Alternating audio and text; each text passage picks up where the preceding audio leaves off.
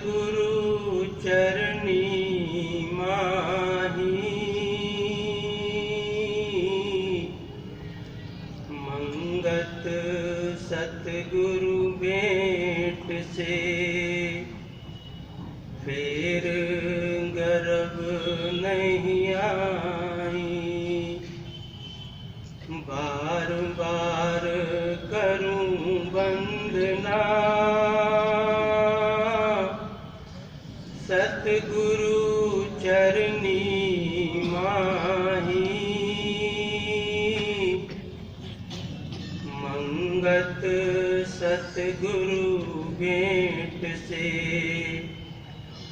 फिर गर्भ नहीं आई।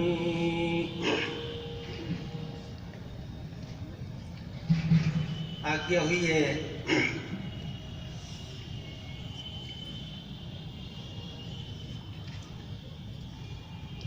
ईश्वर भक्ति पर कुछ विचार संगत की सेवा में रखे जाएं।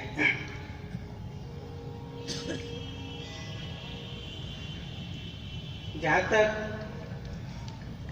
ईश्वर भक्ति की बात है, समाज में हम देखते हैं या हम सब लोग भी जो यहाँ बैठे हैं, सभी लोग किसी न किसी रूप में ईश्वर की पूजा करते हैं। समाज का कोई वर्ग ऐसा नहीं मिलेगा, चाहे किसी धर्म के हों, किसी मजहब को मानने वाले हों,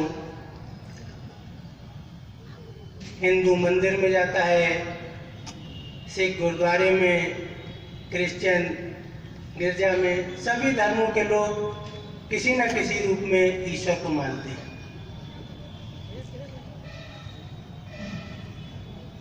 फिर जब बात ईश्वर भक्ति की आवश्यकता क्या है, जब ये विषय आता है, तो शास्त्रों में ये निर्णय दिया गया कि वास्तव में जब आवश्यकता की बात है ईश्वर भक्ति की, तो शास्त्र निर्णय देते हैं कि मनुष्य का जन्म, इसका एकमात्र उद्देश्य केवल ईश्वर भक्ति है। हम तो केवल आवश्यकता की बात कर रहे हैं कि हमको ईश्वर भक्ति की आवश्यकता क्या है, लेकिन शास्त्र ये निर्णय दे रहे हैं कि मनुष्य जन्म का एकमात्र लक्ष्य, एकमात्र उद्देश्य ईश्वर की भक्ति है। रामायण को हम सब लोग, हर घर में रामायण का पाठ होता है। वह साफ लिखा कि बड़े भाग मानुष तन पावा, सुर दुर्लभ सदग्रंथ निगाहा। एक तो मनुष्य का ये जन्म है, ये बड़े भाग्य से प्राप्त होता है। फिर इसका आगे लिखा कि उसका उद्देश्य क्या है, साधन धाम मोक्ष का द्वारा। जो भाग्य से मिला, किस पर्पज से मिला, क्या उद्देश्य था इसका, साधन धाम मोक्ष का द्वारा पाई न जेई परलोक संवारा। इस मनुष्य जीवन का उद्देश्य था, इसकी सार्थकता थी कि इस नर तन को प्राप्त करके अपना मोक्ष की तैयारी कर लेता। और जो इस मनुष्य शरीर को प्राप्त करके जो इसका उद्देश्य था वो नहीं अगर प्राप्त करता है, तो वो आगे लिख रहे हैं कि जो न तरे भवसागर नर समाज अस्पाई, सोकृत निंदक मंदमती आत्मा हन गति जाए। अब इससे बड़ी और आवश्यकता की क्या बात होगी कि अगर इस मनुष्य शरीर को प्राप्त करके, ये शास्त्रों की बात है, कोई मनगढ़ंत कहानी नहीं, इस मनुष्य शरीर को प्राप्त करके जो इस भव सागर से पार होने का यत्न नहीं करता तो उसके जीवन का सारा कर्म क्या आता है? हम सब जानते हैं हमारा पूरा जीवन किन चीजों में व्यतीत हो रहा है, किन कार्यों में व्यतीत हो रहा है, और हम उसको बड़ी सफलता का नाम देते हैं। लेकिन शास्त्र कह रहे हैं कि जो इस मनुष्य शरीर को प्राप्त करके इस भव सागर से पार होने का यत्न नहीं करता तो स्वकृत निंदक मंदमती, उसके जीवन का सारा कर्म निंदनीय है। हम बड़ा सफल और बड़ी अपने ऊपर पदवी धारण कर लेते हैं, लेकिन शास्त्र कह रहे हैं कि स्वकृत निंदक मंदमती आत्मा हन गति जाए, और इस सारे जीवन को कहा गया कि ये आत्महत्या करने के समान है। ये तो शास्त्रों की बात हुई, लेकिन क्या हमारा भी जो ये बात कह रहे हैं शास्त्र, क्या हमारा भी कुछ ऐसा अनुभव है कि हाँ वास्तव में हमारा कर्म निंदनीय है या हम आत्महत्या करने की ओर जा रहे हैं? कहीं पे हमको ऐसा अनुभव होता है? तो बहुत ज्यादा अनुभव तो शायद ना हो पाए, लेकिन इतना अनुभव हम सबको है कि हम सारा जीवन जितना कर्म करते हैं और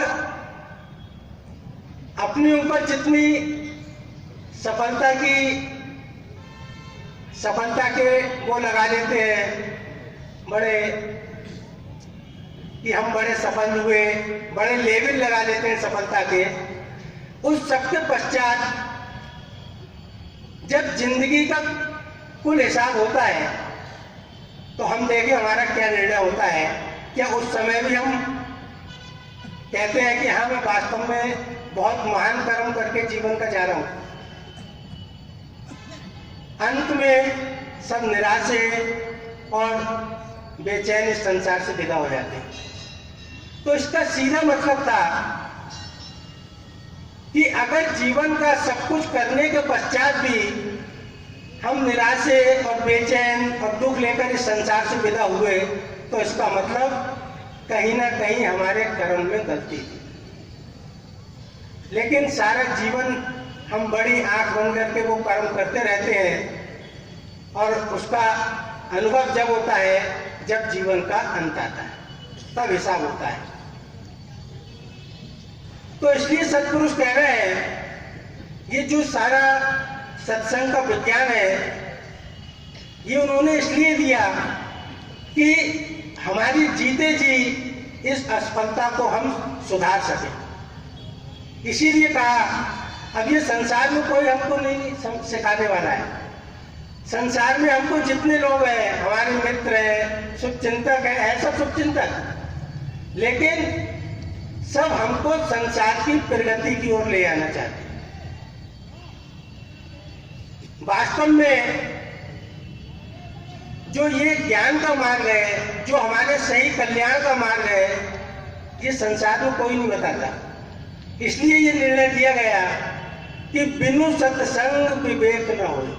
इसलिए शास्त्रों में ये बात कही गई कि ये जो विवेक की स्थिति है ये केवल हमको सत्संग के द्वारा प्राप्त हो। और केवल रामायण नहीं, आप किसी भी धर्म को मानते हैं, किसी भी देवी देवता को मानते हैं, बस हमारी कमी कहां पर है कि हम उन्होंने जो वचन बताए, जो मार्गदर्शन दिया, हम उस पर विचार नहीं करते, उन पुस्तकों पर, उन शास्त्रों का विचार नहीं करते, बस खाली अंधाधुंध आंख बंद कर चलते रहते। अब रामायण ने ये साफ लिखा, संत कबीर को आप देख लीजिए, उन्होंने लिखा इस मनुष्य जीवन का महत्व, वो लिख रहे हैं कि दुर्लभ मानुष जन्म है। हमको अपने जन्म का महत्व नहीं पता। दुर्लभ मानुष जन्म है ये देह न बारंबार, तरुवर जो पत्ता जड़े बहुरी न लागे बार। जैसे एक वृक्ष से यदि पत्ता गिर जाता है तो दोबारा फिर उस पर लगाया नहीं जा सकता, इसी प्रकार ये मनुष्य का शरीर है। अगर ये रहते रहते इसका जो उद्देश्य था, इसका जो लक्ष्य था, वो हमने प्राप्त नहीं कर किया तो अंत में गति क्या होगी? सो परत्र दुख पावई। देखिए ये हमारी स्थिति होती है। सो परत्र दुख पावई, सिर धुनि धुनि पछताई, काल ही कर्म ही ईश्वर ही मिथ्या दोष लगाई। और जब जीव पछताता है, जब समय हाथ से निकल जाता है, सारा जीवन जिन कार्यों में लगा दिया, जिन संसार के पदार्थों को इकट्ठा करने में लगा दिया, आज वह उसके किसी काम में नहीं आ रहे। तब कह रहे हैं कि सो परत्र दुख पावई, सिर धुनि धुनि पछताई, काल ही कर्म ही ईश्वर ही मिथ्या दोष लगाई। क्यों इतना महत्व दिया? अब आप देखें, ये सारा एक विज्ञान है। ईश्वर भक्ति हमारे जीवन का सबसे ऊंचा विज्ञान है, सबसे महत्वपूर्ण विज्ञान है। इसकी आवश्यकता क्यों है? बात ये हमारे अंदर बैठनी चाहिए। आप देखिए, एक बड़ी महत्वपूर्ण बात है। संसार में दो व्यक्ति मिले, माता पिता, पति पत्नी, दो भाई, कोई भी आप सगे से सगा रिश्ता ले लीजिए। आप ये देखेंगे कि दोनों के विचार हमेशा एक से नहीं होते। कोई भी दो व्यक्ति हो तो उनके आपस में विचार कुछ मिलते हैं, कुछ नहीं मिलते हैं। लेकिन एक ऐसा यूनिवर्सल ट्रूथ है, वो क्या है कि संसार में दो व्यक्तियों के विचार नहीं मिलते, लेकिन संसार में, कुल संसार में देखे जाए तो अरबों की संख्या होगी। उन सबके विचार एक चीज में जरूर मिलते हैं, और वो चीज क्या है कि संसार का प्रत्येक व्यक्ति सुख चाहता है। इस मामले में आपको दो राय नहीं मिलेंगी। पूरे संसार में आप ढूंढ लीजिए कि हाँ भाई दुख चाहते हो, कोई व्यक्ति ये नहीं कहेगा कि मैं दुख चाहता हूं। इस मामले में सब एक राय है। वैसे दो लोगों अलग विचार।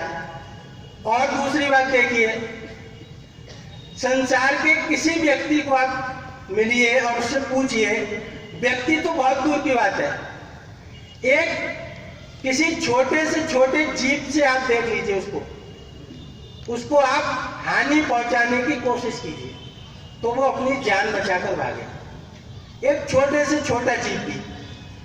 तो इसका क्या मतलब हुआ? मनुष्य की तो बात छोड़िए, इससे यहाँ पर दूसरा निर्णय ये आया कि संसार का हर व्यक्ति अपना अस्तित्व बनाए रखना चाहता है। कोई व्यक्ति भी मरना और मिटना नहीं चाहता। ये दूसरा गुण हुआ।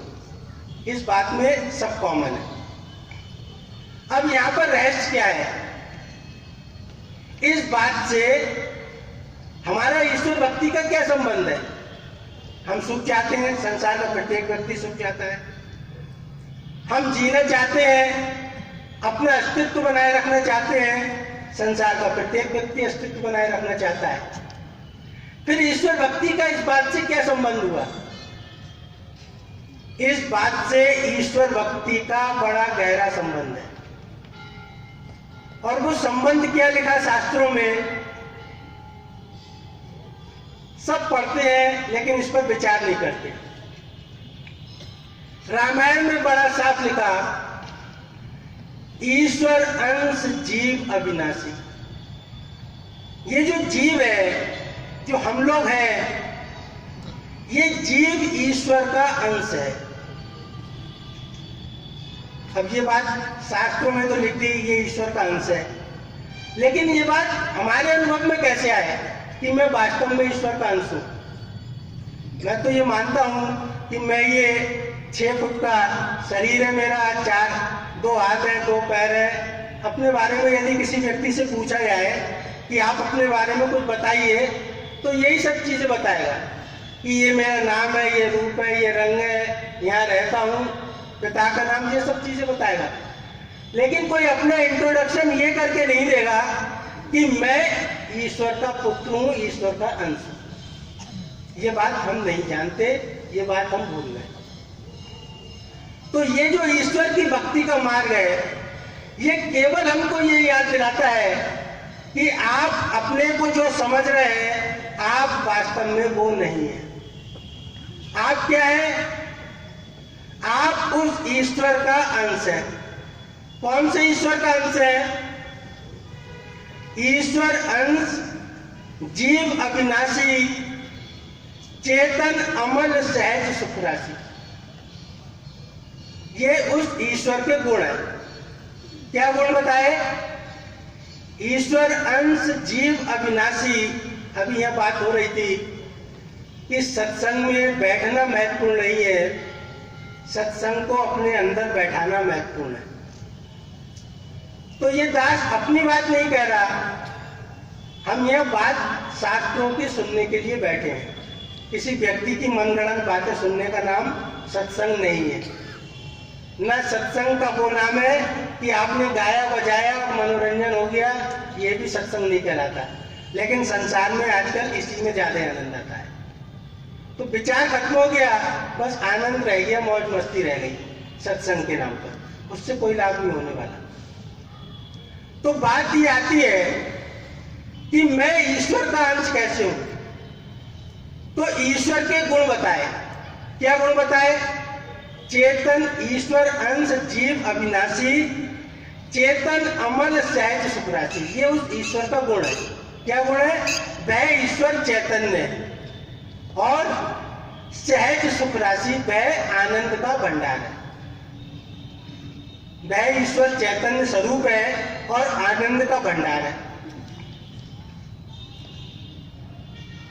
ईश्वर अंश, जीव अविनाशी, और एक गुण और बताया कि वह ईश्वर अविनाशी है, उसका कभी नाश नहीं होता।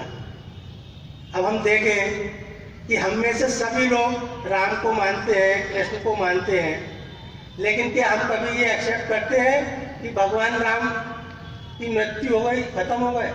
कोई नहीं मानता ये बात। ना भगवान कृष्ण की मृत्यु हो गई, यही मानते हैं कि वो अविनाशी है, आज भी है। अब मैं ऐसे ईश्वर का अंश हूं। कैसे ईश्वर का? जो अविनाशी है। और जाहिर सी बात है कि जब कोई वस्तु किसी वस्तु का अंश होती है, तो उस अंशी का उस अंश में गुण आ जाता है। ये निश्चित बात है। आप किसी जल के स्रोत पर जाएं, तालाब पर चले आइए और उसमें से आप 1 गिलास पानी भर लीजिए, तो उससे पता चल जाएगा कि इस सारे तालाब का पानी कैसा है। क्यों? क्योंकि तालाब के पानी में जो गुण है, वो गुण उस 1 गिलास के पानी में भी होंगे। गिलास छोड़िए, आप उसकी 4 ड्रॉप टेस्ट कर लीजिए, उसमें भी वही गुण होंगे जो उस तालाब में। समुद्र का पानी खारा है, आप 1 अंजलि में जल लेके उसको टेस्ट कर लीजिए, पता चल जाए कि पूरे समुद्र का पानी खारा है। तो इसका सीधा मतलब हुआ कि जो अंश होता है उसके अंदर अंशी के गुण आ जाते हैं। अब मैं उस ईश्वर का अंश हूं, तो निश्चित सी बात है कि उस ईश्वर के गुण मेरे अंदर जरूर आएंगे। और ईश्वर का गुण क्या है? वह अविनाशी है। तो जब मैं उस अविनाशी ईश्वर का अंश हूं, तो जाहिर सी बात है कि मैं भी अविनाशी रहना चाहता हूं, फिर मैं नाश नहीं चाहता। जैसे मछली है, उसको आप जल से निकालिए तो वो तड़पने लगेगी। उसको शांति जब ही मिलेगी जब वह पुनः जल में डाल दिया है, क्योंकि वह जल से पैदा हुई है, जल का उसके अंदर अंश है। तो ये इस जीव का गुण है कि वह उस अविनाशी का अंश है, इसलिए ये जीव भी कभी अपना विनाश स्वीकार नहीं कर सकता। इसलिए संसार का कोई जीव आपको ऐसा नहीं मिलेगा, एक छोटे से छोटे जीव से लेकर देख लीजिए जो अपना नाश चाहता हो। हर व्यक्ति, हर जीव मौत से बचना चाहता है। दूसरा गुण बताया, क्या गुण बताया? सहज सुख राशि। ये उस ईश्वर का गुण है कि वह ईश्वर, उसका सहज रूप क्या है? वह सुख की राशि है। अब आप देख लीजिए, उस सुख की राशि का अंश होने के कारण संसार का प्रत्येक व्यक्ति सुख चाहता है, क्योंकि वह उस सुख स्वरूप परमात्मा का अंश है। तो ये निश्चित सी बात है कि उस सुख स्वरूप परमात्मा का अंश होने के कारण संसार का प्रत्येक जीव सुख चाहता है, कोई दुख नहीं चाहता। तो बात यह है कि जब मैं उस सुख स्वरूप परमात्मा का अंश हूं तो मेरा क्या अनुभव है? नानक दुखिया सब संसार, मेरा तो अनुभव ये है। और साथ कह रहे हैं कि तुम सुख स्वरूप परमात्मा के अंश हो, तो मुझे तो खूब सुखी रहना चाहिए था, फिर मैं दुखी क्यों? तो उसका कारण बताया कि नानक दुखिया सब संसार, सुखिया सो जो नाम आधार।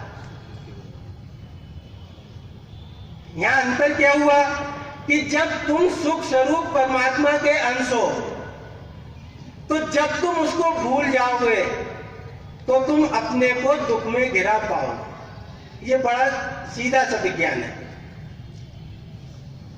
तुम सुख स्वरूप परमात्मा के अंश हो और तुम इस समय उसको भूले हुए हो। हम सब भूले हुए तो बैठे हैं कि मैं उस ईश्वर का अंश हूं। तभी तो हम ये कहते हैं कि मुझे संसार के कामों के लिए तो 24 घंटे कम पड़ते हैं, और जब ईश्वर के नाम की बात आती है, ईश्वर के सिमरन की बात आती है, ईश्वर से संबंधित कार्यों की बात आती है, तो मेरे पास समय नहीं होता। तो इसका क्या मतलब है कि मैं अपने उस पिता को भूल गया जिसका मैं अंश हूं। तो आपको सुख कहां से मिलेगा? तो सीधी सी बात हो गई क्या कि अगर मछली को जल में पड़ा रहने देते तो आनंद में रहती, और जब हम उसको भूल गए तो इसका सीधा मतलब हो गया कि मछली को जल से बाहर निकाल दिया। इसका सीधा मतलब है। उसको भूलने का मतलब है कि मछली को आपने जल से बाहर निकाल दिया, और जब मछली को जल से बाहर निकाल दिया तो आप उसको संसार के कितने महंगे से महंगे पदार्थ में रख दीजिए, उसकी तड़पन नहीं खत्म होगी। ये हम सबका हाल है। इसलिए सत्पुरुषों ने क्या निर्णय दिया कि कोई वस्तु नहीं संसार में जो मन को देवे धीर। और ये हम सबका अनुभव है। जितना हम संसार की ओर बढ़ते जा रहे हैं, इसका सीधा मतलब है कि उस ईश्वर से दूर होते जा रहे हैं। ये सीधा मतलब है। जितना संसार में पैर फैलाएंगे उतना सीधा मतलब है कि ईश्वर को दूर होते जा रहे हैं। तो इसलिए उन्होंने लिखा कि कोई वस्तु नहीं संसार में जो मन को देवे धीर, मंगत नाम गोविंद का हरे सकल तकसीर। बस एक ही उपाय है कि उस मछली को पुनः उस जल में डाल दिया जाए। तो इसका मतलब क्या हुआ? रामायण में सब शायद इसी बात की कह रहे हैं कि हम इस विज्ञान को समझें, और अगर सुख चाहते हैं तो मार्ग केवल एक है और कोई मार्ग नहीं है। तो रामायण में लिखा, कहे हनुमंत विपत्ति प्रभु सोई, कहे हनुमंत विपत्ति प्रभु सोई, जीवन में वही विपत्ति है, कौन सी? जब तब सिमरन भजन न हुई। जब ये जीव तुमको भूलेगा तो अपने को दुख में पाएगा। तुमको भूलने का मतलब है कि वह तुमसे बिछुड़ गया, संबंध टूट गया। तो इसलिए सब शास्त्र ये बात कह रहे हैं। गोस्वामी तुलसीदास जी ने लिखा, वो लिख रहे हैं कि तुलसी त्रिलोक तीहू लोक तो से दीन को। इस संसार में तुझ जैसे दीन का केवल एक उपाय है बस। अब ये विज्ञान भी रखा, ये बात हमको आज समझ में आए या और 10-20 बरस बाद समझ में आए या और 10-20 जन्म बाद समझ में आए। महाराज जी ने लिखा कि प्रेमी समझना यही पड़ेगा। तो गोस्वामी तुलसीदास जी ने लिखा कि तुलसी त्रिलोक तीहू लोक तो से दीन को, राम नाम ही की गति जैसे जल मीन। बस तेरी केवल एक गति है, क्या? राम नाम ही की गति। कि तू जिससे बिछड़ा है, जिसको भूले बैठा है, उसमें जुड़ जा। और अगर नहीं जुड़ता है तो और कोई संसार में उपाय है नहीं। तो बात यही है, हम इस विज्ञान को भूले रहते हैं।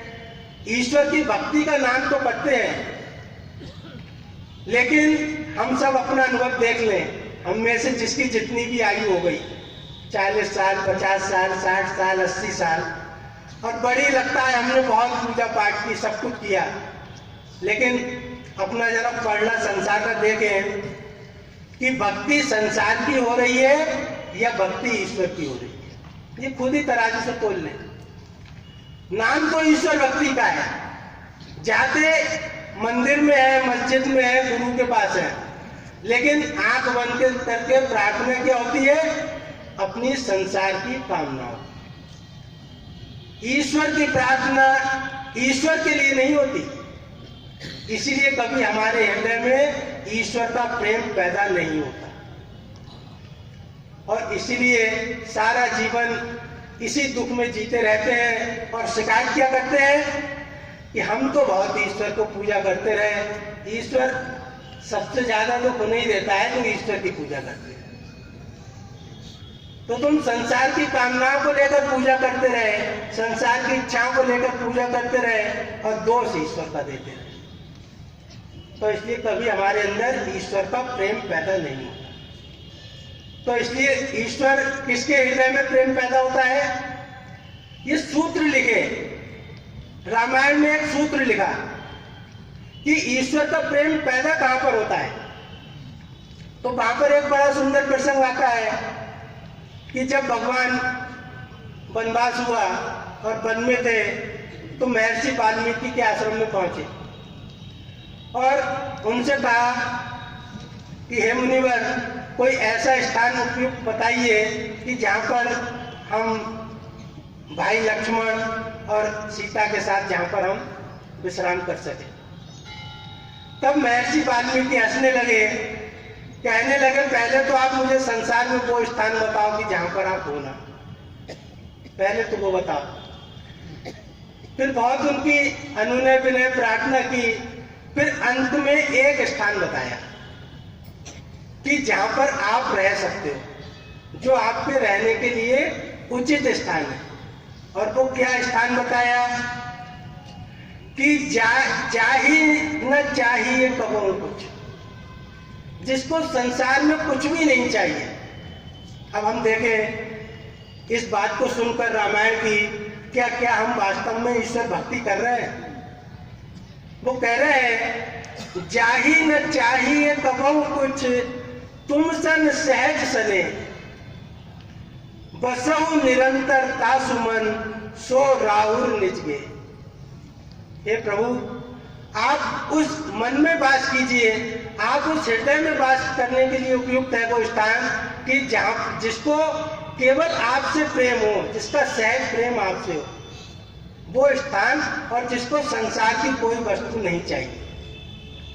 और वास्तव में जो ऐसे भक्त थे जिनको वास्तव में सही भक्ति प्राप्त हुई, उन भक्तों में नाम आता है, उनका जीवन देखिए। भगवान के भाई भरत आते हैं, वो क्या लिखते हैं? भरत जी लिखते हैं